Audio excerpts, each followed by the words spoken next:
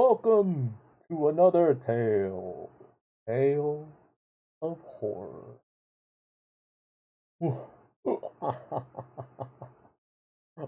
Today your host has suffered some maddening symptoms.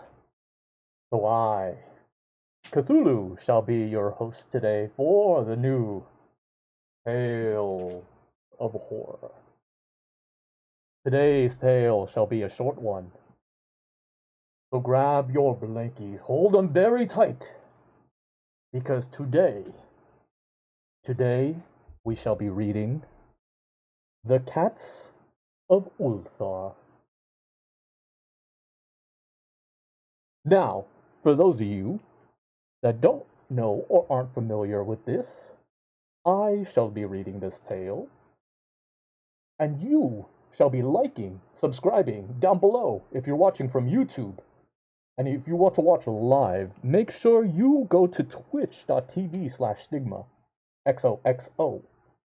There should be links down below, so make sure you go check that out. And thank you for all the support.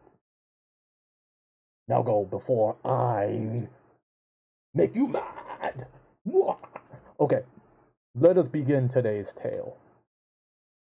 The Cats of Ulthar.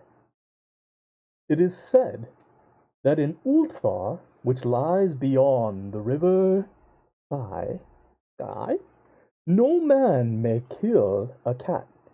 And this I can verily believe, as I gaze upon him who sitteth purring before the fire. For the cat is cryptic, and close to strange things which men cannot see.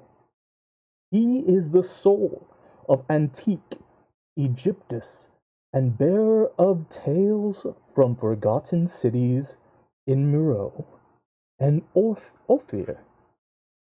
He is the kin of the jungle's lords, and heir to the secrets of hoary and sinister Africa. The Sphinx is his cousin, and he speaks her language, but he is more ancient than the Sphinx, and remembers that which she hath forgotten.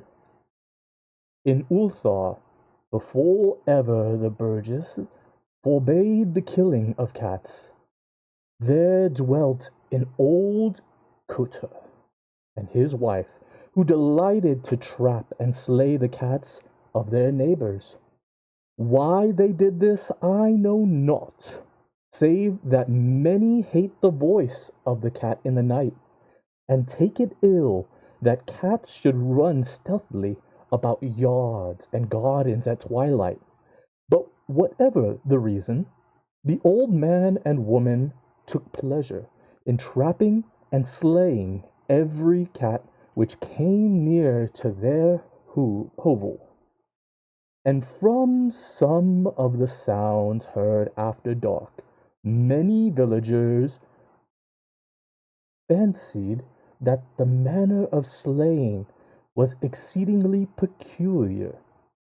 But the villagers did not discuss such things with the old man and his wife, because of the habitual expression on the withered faces of the two, and because their cottage was so small and so darkly hidden under spreading oaks at the back of the neglected yard. In truth, much of the owners of cats hated these odd folks. They feared them more, and instead of berating them as brutal assassins, merely took care that no cherished pet or mouser should stray towards the remote hovel under the dark trees. When through some unavoidable oversight a cat was missed and sounds heard after dark, the loser would be lament impotently, or console himself by thanking fate that it was not one of his children who had thus vanished, For the people of Ulthar were simple, and knew not whence it is all cats first came.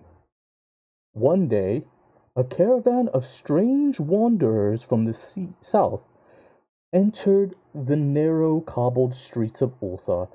Dark wanderers they were, and unlike the other roving folk who pass through the village twice every year.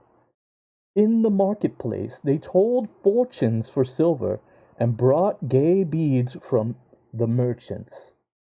What was the land of these wanderers none could tell, but it was seen that they were given to strange prayers, and that they had painted on the sides of their wagons strange figures with human bodies and the heads of cats, hawks, rams, and lions.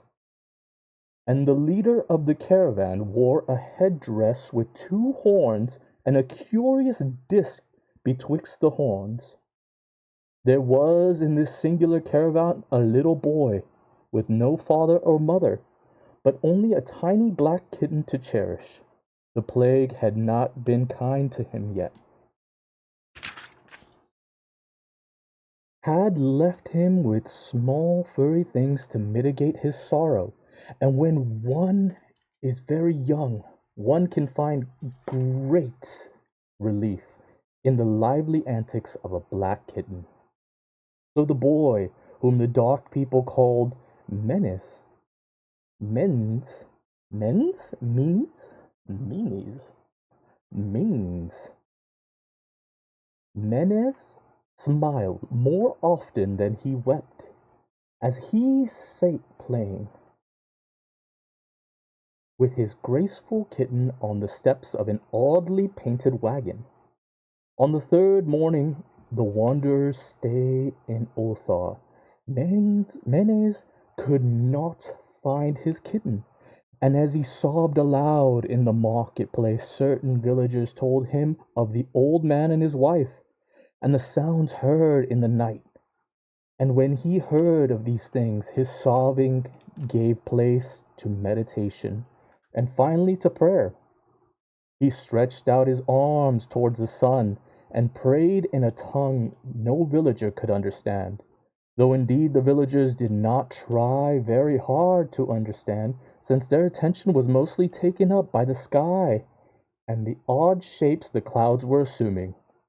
It was very peculiar, but as the little boy uttered his petition, there seemed to form overhead the shadowy nebulous figures of exotic things, of hybrid creatures crowned with horn-flaked discs. Nature is full of such illusions to impress the imaginative.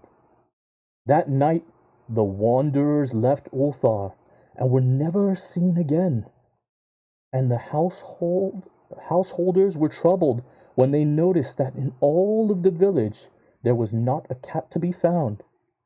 From each hearth the familiar cat had vanished. Cats large and small, black, gray, striped, yellow, and white. Old Crannon, the Burgomaster, swore that the dark folk had taken the cats away in revenge for the killing of Mena's kitten, and cursed the caravan of the little boy. But Nith, the lean notary, declared that the old coder and his wife were more likely persons of suspect, for their hatred of the cats was notorious and increasingly bold. Still, no one durst complain, so the sinister couple, even while little Atal, the innkeeper's son, vowed that he had at twilight seen all the cats of Ulthar in that accursed yard under the trees, pacing very slowly, with solemnly in a circle around the cottage, two abreast, as if in performance of some unheard of rite of beasts. The villagers did not know how much to believe from so small a boy, and though they feared that the evil pair had charmed the cats to their death, they preferred not to chide the old cotter till they met him outside his dark and repellent yard.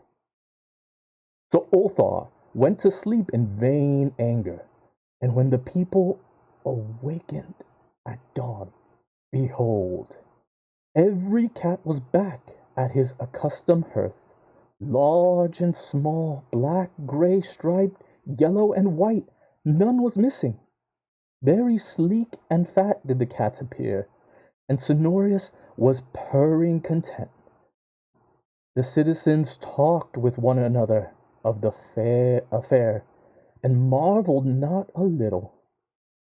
Old Cranon again insisted that it was the dark folk who had taken them, since cats did not return alive from the cottage of the ancient man and his wife, but all agreed on one thing, that the refusal of all the cats to eat their portions of meat or drink their saucers of milk was exceedingly curious.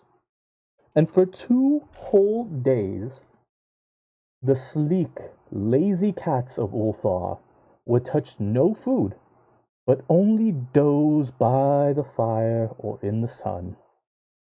It was fully in a week before the villagers noticed that no lights were appearing at dusk in the windows of the cottage under the trees. Then the lean Nith marked that no one had seen the old man or the wife since the night the cats were away. In another week, the burgomaster decided to overcome his fears and call at the strangely silent dwelling as a matter of duty, though in doing so he was careful to take with him Shang the blacksmith and Thul the cutter of stone as witnesses. And when they had broken down the frail door, they found only this: 2 cleanly picked human skeletons on the earthen floor, and a number of singular beetles crawling in the shadowy corners. There was subsequently much talk among the burgesses of Ulthar. Zaith the coroner disputed at length with Nith the lean notary, and Krenin and Shang and Thul were overwhelmed with questions. Even little Atal, the innkeeper's son, was closely questioned and given a sweet meat as reward. They talked of the old Kota and his wife, of the caravan of the dark wanderers, of small Menes and his black kitten, of the prayers of Menes and of the sky during that prayer, of the doing of the cats on the night of the caravan left, and what was later found in the cottage under the dark trees in the repellent yard. And in the end, the burgesses passed that remarkable law which is told of the traders in Theg and discussed by travelers in near, namely, that in Ulthar no man may kill a cat. And that concludes the tale, The Cats of Ulthar. I hope you enjoyed today's tale, and you may come back for the next tale. For next time, we have The Temple. I hope to see you on that next tale. Or if not, maybe I'll see you in your nightmares. But until then, I have a movie to go catch.